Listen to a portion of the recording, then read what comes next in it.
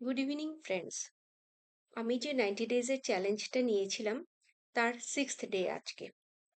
রোজ দিনই আমি তোমাদের বলি যে আমি তোমাদের ভিডিও আপলোড করে দেখাবো আমি কি খাচ্ছি বা কি ধরনের ওয়ার্কআউট করছি, কি সেটা আর হয়ে উঠছিল না কিছু ফ্যামিলি প্রবলেমের কারণে।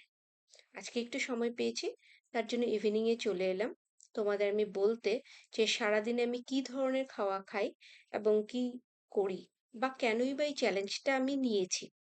আমি চ্যালেঞ্জটা নিয়েছি বেশ কিছুদিন ধরেই আমার BP problem, blood pressure problem এবং বেলি ফ্যাট প্রবলেম ছিল।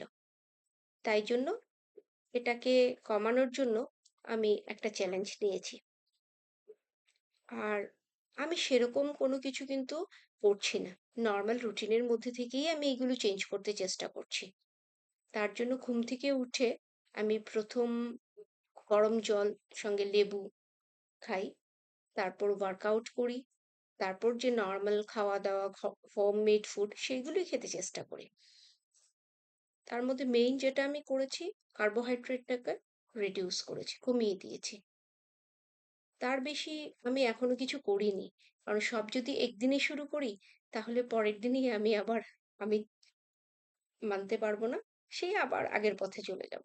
এইজন্য আস্তে, আস্তে করতে চেষ্টা করছি। দেখি কি হয়। তোমরাও দেখো, তোমরাও বলো কমেন্ট করে যে আর কি করলে আমার ভালো হবে। আর যারা এখন দেখছো বা পরে দেখবে আমার ভিডিওটা, প্রত্যেককে হ্যাপি নিউ ইয়ারের অ্যাডভান্স শুভেচ্ছা। Wish you a very very happy new year. সবাই ভালো থাকো, সুস্থ থাকো, আনন্দে থাকো।